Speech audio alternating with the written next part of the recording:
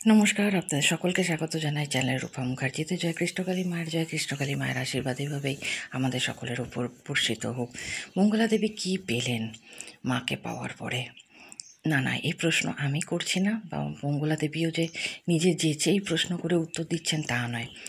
আজকাল বিভিন্ন খবরের চ্যানেল থেকে সাংবাদিকরা আসেন এবং সেখানে তারা জিজ্ঞাসা করে থাকেন যে আচ্ছা, আপনি তো না খেয়ে না দিয়ে ভক্ত সেবা করেন, মা আসার পরে আপনার ব্যস্ততা সহস্রগুণে বৃদ্ধি পেয়েছে, তো এসব করে আপনি কি পেলেন? আপনার সবথেকে বড় প্রাপ্তি কী? তো মঙ্গলা দেবী বলেছেন যে ভক্তদের ভালোবাসা। এটা হয়তো উনি বলেই বলতে পেরেছেন। হ্যাঁ, ভক্তরা ওনাকে সত্যিই ভালোবাসে। ওনাকে মঙ্গলা দেবী থেকে মঙ্গলা মায় পরিণত করেছেন। আজ তিনি লক্ষ কোটি ভক্তের মা। কৃষ্ণকালী মাকে যিনি সকলের সামনে নিয়ে এসছেন ইউটিউব ভিডিওর মাধ্যমে, তিনি এই মঙ্গলা দেবী। তাই তার প্রাপ্তি অনেক। সে প্রাপ্তি গুনতে বসলে আজ হয়তো গুণে শেষ করা যাবে না। ভক্তদেরকে তিনি ঠেলে দেন, তারপরও ভক্তরা তার প্রতি বিমুখ হন না। ভক্তরা সেটাকেই আশীর্বাদ মনে করে মাথায় তুলে নেন। এইসব ছোট ছোট যে ব্যাপারগুলো আছে, সেই ব্যাপারগুলোই কিন্তু মঙ্গলা দেবীকে এক অনন্য অসাধারণ নারীতে পরিণত করেছে। তিনি আজ অবধি যা কিছু করেছেন তা কিন্তু কিছু মেটেরিয়াল গেইন পাওয়ার জন্য নয়। তিনি মনে করেন যে আমাদের কর্মের দ্বারাই আমাদের সকল পুরস্কার নির্ধারিত হয়। তাই তার পাওনা ভক্তদের ভালোবাসাই। আসুন আমরা শুনে নিই মঙ্গলা দেবী এই বিষয়ে ঠিক কী বলেছেন। তবে তার আগে আপনাদের কাছে অনুরোধ, ভিডিওটি ভালো লাগলে অবশ্যই লাইক, শেয়ার, কমেন্টস করবেন, চ্যানেল সাবস্ক্রাইব করে পাশে থাকবেন। মায়ের জয়, জয় সোনা মায়ের জয়।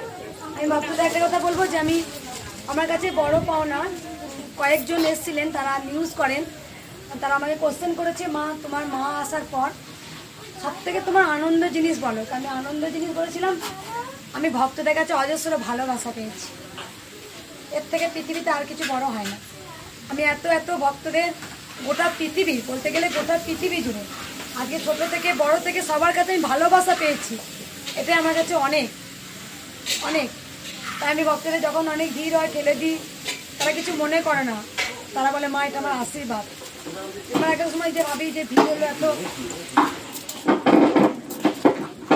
আমি এক সময় ভাবি যে এত ভিড় হয়েছে ঠেলে দিলাম, কিন্তু উপায় থাকে না, প্রচুর তো ভিড় হয়। আজকে তো একটু কম আছে, কালকে শনিবার সেরকমই ভিড় হবে, তাদেরকে সরিয়ে দিতে হয়।